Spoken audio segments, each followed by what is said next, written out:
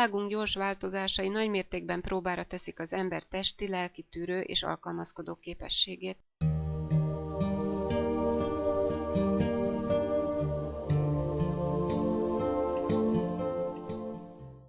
A lábak és a kezek reflexzóna masszázsát, mint az egészségmegőrzés természetes módját sok nép ősidők óta ismeri. A masszázsnak ez a formája 6000 éves múltra tekint vissza.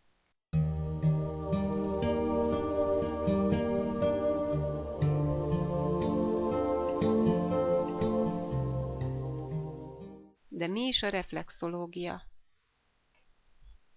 Bizonyos bőrterületek, pontok, zónák ingerlése. Az ingerre reflex, visszahatás keletkezik a hozzátartozó szervben, testrészben. A talp gazdag idegvégződésekben, így a kezeléseknél hatunk az érzékszervekre, a mozgásszervekre, a központi idegrendszerre, a vérkeringésre, a belső szervek munkájára, a vesék kiválasztására, az emésztőrendszerre. Elősegítjük a nyirokkeringést, ezzel erősítjük az immunrendszert, csillapíthatunk fájdalmat is.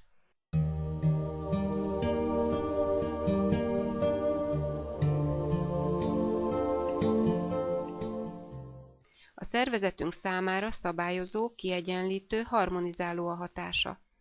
Alkalmas egészségünk megőrzésére, a betegségek megelőzésére.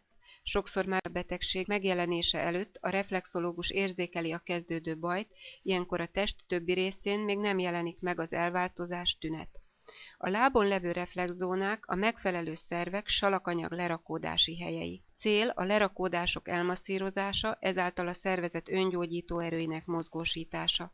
A méreganyagok kiürítése és az úgynevezett energiablokkok oldása gyógyulást hoz, aktivizálja az életenergiákat.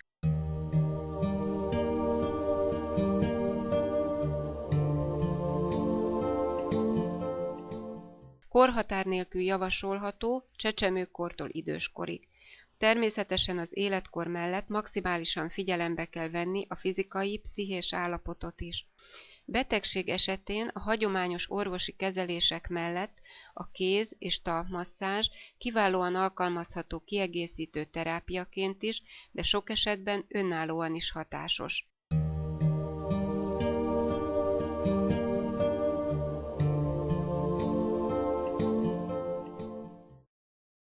Állapotfelmérés után mindig egyéni, személyre szabott kezelést végzünk. A reflexológus kitartó munkája mellett a gyógyulás esélyét nagymértékben növeli a páciens együttműködő pozitív hozzáállása.